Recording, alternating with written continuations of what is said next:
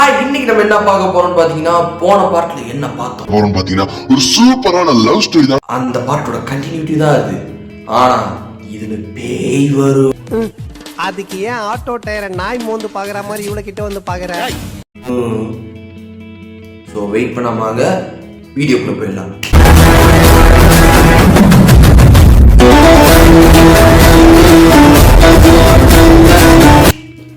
So வீடியோக்குள்ள வந்தாச்சு. வீடியோக்குள்ள பார்த்தோம்னா நம்மளுக்கு லவ்ல சக்ஸஸ் ஆயிடுச்சு.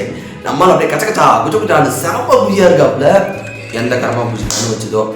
ஸோ நம்ம ஆளு நைட்டு நல்லா குரட்டை விட்டு தொப்பைய உடம்பு தூங்கிட்டு இருக்கப்ப கனவு ஒன்று வருது. யாருக்கு தானே கேட்குறீங்க? நிதிஷ்க்கு. என்ன கனவுன்னு பார்த்தீங்கன்னா,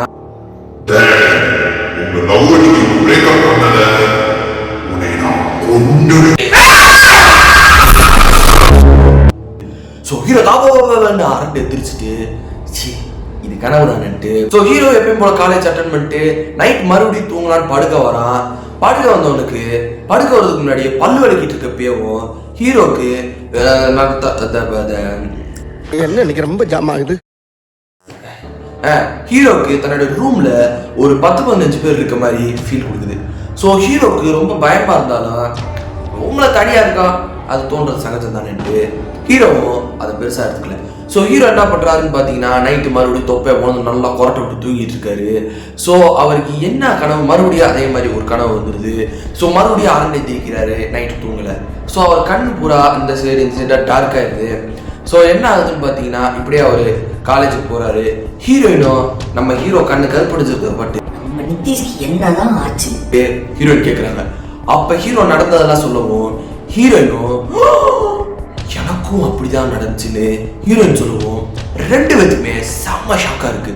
ஸோ ரெண்டு பேருமே என்ன பண்றாங்கன்னு பாத்தீங்கன்னா, சரி இது நமக்கு தற்செயலா கூட நடந்திருக்கும்டா என்ன ரெண்டு பேரும் அதை கேஷுவலா விட்டுறாங்க. ஸோ இது ரொம்ப முத்தி போய் என்ன ஆகுதுன்னு பாத்தீங்கன்னா, இவங்க ரெண்டு பேரும் தனியா இருக்கப்ப யார் யாரு, நிதிஷும் திவ்யாவும் தனியா இருக்கப்ப எப்படி இருக்காங்கன்னு பார்த்தா எப்படி இருக்குன்னு பாத்தீங்கன்னா, இப்பவே கண்ணை கட்டுது. நிதிஷும் திவ்யாவும் தனியா இருக்கப்ப பாத்தீங்கன்னா அவங்களுக்கு நிறைய ஹாலுசினேஷன் தான் வருது. எப்படின்னு பாத்தீங்கன்னா, ஒரு 10 பேர் நின்று இருக்கு. திடுதிப்புன்னு அவங்களுக்கு நம்ம எதுக்கு வாழ்றோம், பேசாம செத்தா நிம்மதியா சொர்க்கத்துல இருக்கலாம், இப்படிலாம் அவங்க மைண்டுக்கு தோணுது. ஸோ ரெண்டு பேர்த்துக்கும் இது ஓவரா முட்டி போகுது. ஸோ ஒரு நாள் என்ன ஆகுதுன்னு பார்த்தீங்கன்னா, கேண்டீன்ல இவங்க ரெண்டு பேரும் லவ்வர்ஸ் ஆச்சு. ரெண்டு பேரும் ஒன்றா உட்காந்து ரொமான்ஸ் பண்ணிக்கிட்டே காஃபி குடிச்சிட்டு இருக்காங்க. காஃபி குடிச்சிட்டு இருக்கப்ப ஆனால் ரெண்டு பேரும் முன்னாள் தூங்கல இல்லை, அதனால கண்ணெல்லாம் கீழே கருப்படிச்சு போயிருக்கேன். அப்போ அங்கேருந்து அந்த கேண்டீன்காரர் வராரு. என்னப்பாச்சு உங்களுக்கு, ஏன் கண் இப்பெல்லாம் கருப்படிச்சிருக்குன்னு கேட்குறாரு. உங்களுக்கு டவுட் வரும். ஆமா, அவர் யாரு இதை கேட்க? அவர் யாருன்னு பார்த்தீங்கன்னா, அவர் இவங்களுக்கு கிட்டத்தட்ட ரொம்ப க்ளோஸ் ஆனவங்க. அவர் இப்பவே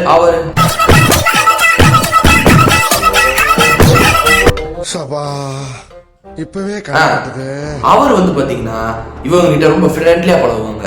ஸோ அதனால இவங்க எல்லாத்தையுமே அவர்கிட்ட ஷேர் பண்ணுவாங்க. ஸோ அப்படித்தான் அவர் இப்போ வந்து கேட்குறாரு. இவங்களும் நடந்ததெல்லாம் சொல்றாங்க. நடந்ததெல்லாம் சொல்லவும் அவரு ஷாக் ஆயிடுறாரு. என்ன ஆகுதுன்னு பாத்தீங்கன்னா, ஆக்சுவலா ஒரு 6 வருஷத்துக்கு முன்னாடி இதே மாதிரி தான் ஒரு 2 கப்பல் கச்சா குஜகுஜான் செம்ம ஜாலியா லவ் பண்ணிட்டு இருக்காங்க.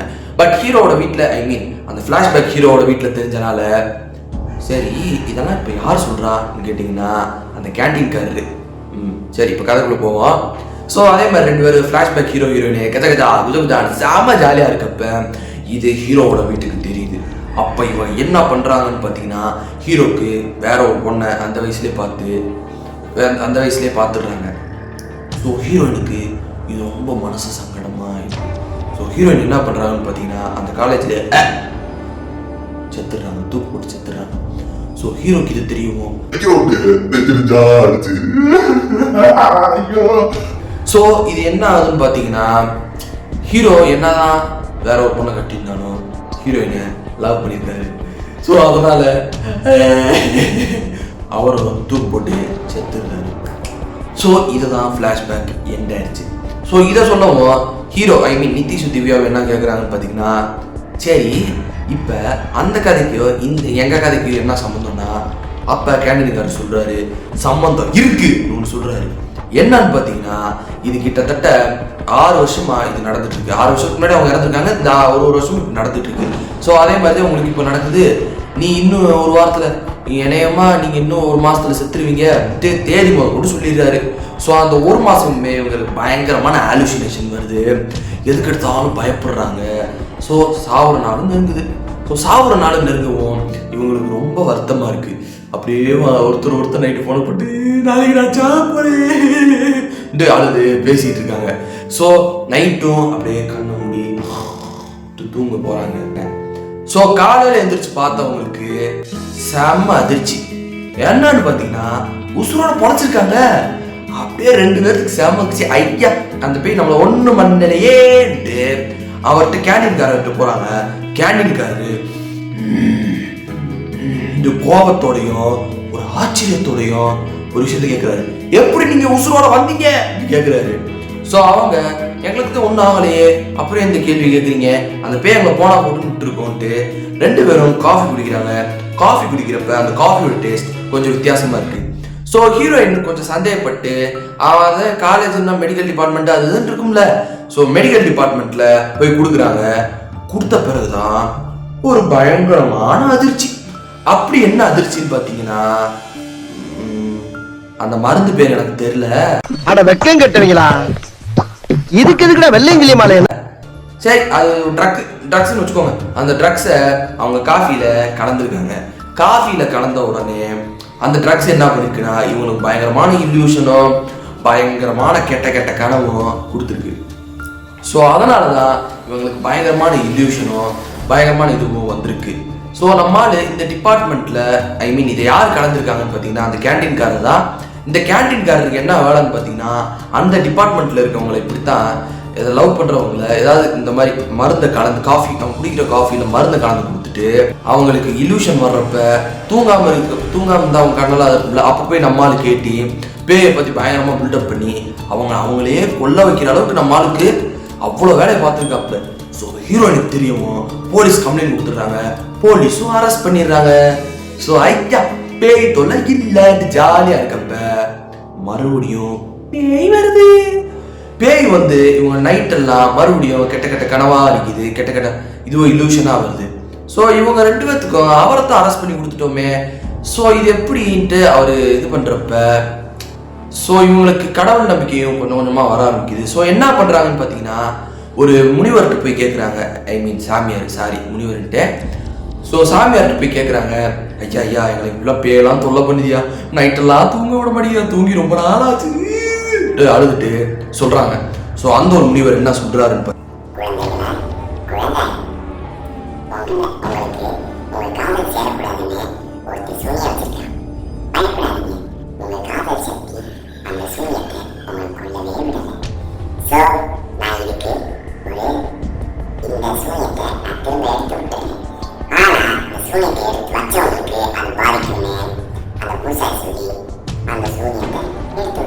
ஸோ 2-3 நாள் ஆகுது. ஹீரோயினோட அம்மாவுக்கு ஃபோன் வருது. அத்தை மகனுக்கு உடம்பு முடியல, அத்தை சாப்பிடி நிலைமையில இருக்கேன் ஃபோன் வருது. ஸோ ஃபோன் வரவும் ஹீரோயின் புரிச்சுக்கிட்டாங்க, இவன் தான் நம்ம காதலுக்கு சூனியம் வச்சதா.